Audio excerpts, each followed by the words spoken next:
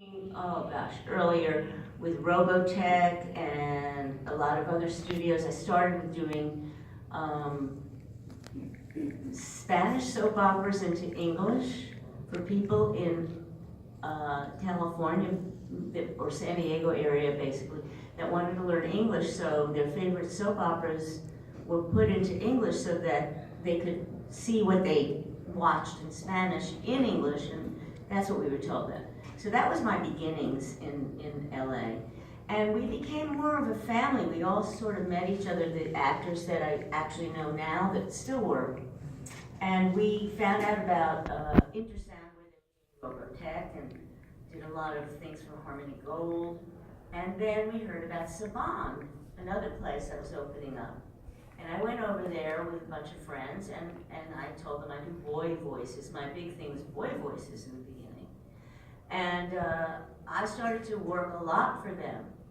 I did Three Little Pigs. I was the pig with the bricks. Macron. Oh, there were so many things. That was when I did The Adventures of Tom Sawyer.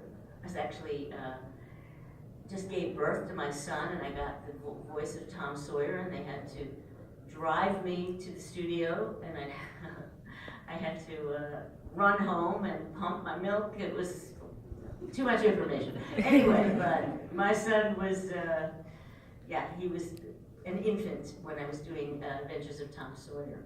I was pregnant when I did Fraggle Rock.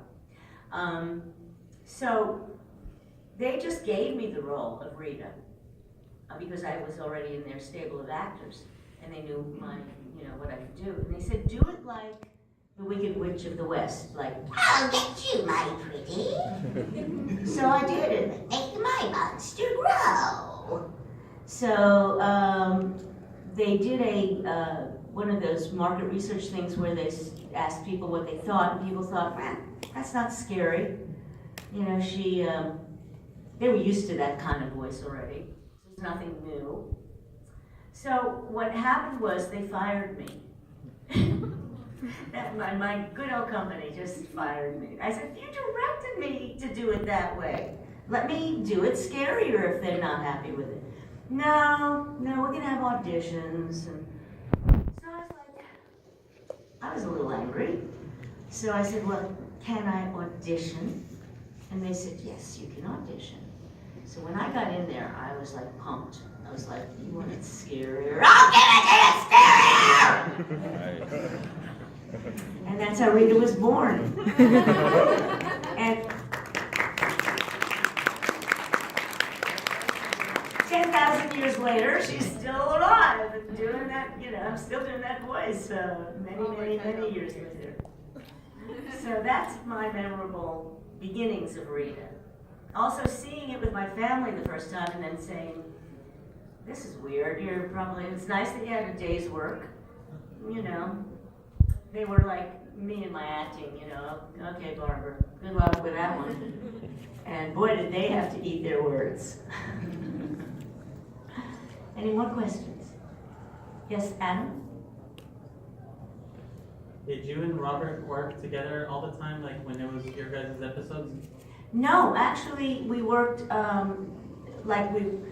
they would schedule us back to back, but he would be sitting on the couch while I was working, or he would be in there, and So, because you need to, even though it was terrible dubbing for Rita, because she wasn't covered. It was a Japanese woman, Machiko Soga, and she spoke with a lot of,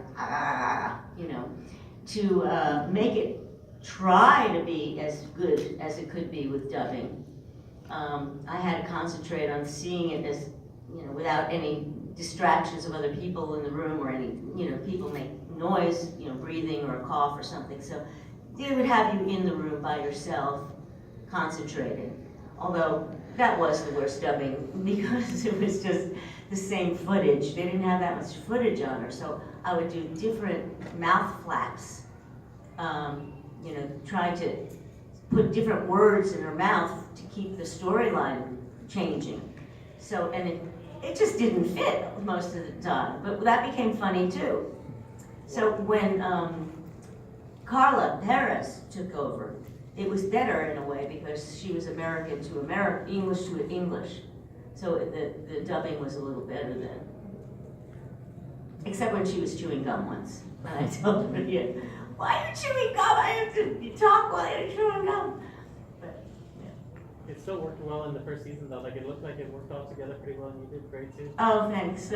Well, yeah. It was the 90s, so you know. Yeah, well, you were, what, you were 5, 4, 3 years old? What did you know about dubbing? You thought I was the person. I still get that. People say, you don't look like her. I said, yeah, I wasn't her. I mean, I was her, but I wasn't her. Yeah. Although I have a picture of me because I did try out for her when they ran out of the footage. I sent them I got to wear the costume. I did a screen test because they didn't know which way they were going. But they got a lot of letters saying, this Z is too sinister. We want Rita back. So I wrote a thing, out of work Empress seeks employment. So I sent that to the powers that be. And I did screen test. And that costume was so damn heavy. I am actually very happy I didn't have to become Rita. But I do have that one picture of me doing the screen test. But they did go with Carla, who looked like Rita, the original Rita, but a younger version, and they did a whole storyline about how she took a youth potion. That's So what made it look good, right? So I think that made a lot of sense, and that's how it continued. Next. Did you ever get to voice any of the monsters during this era? Oh yeah, I was a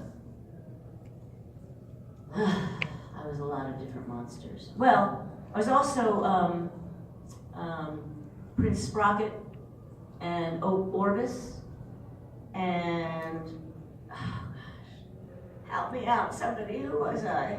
I did a bunch of monsters. There was a female version and a male version of a monster, and I was the female version.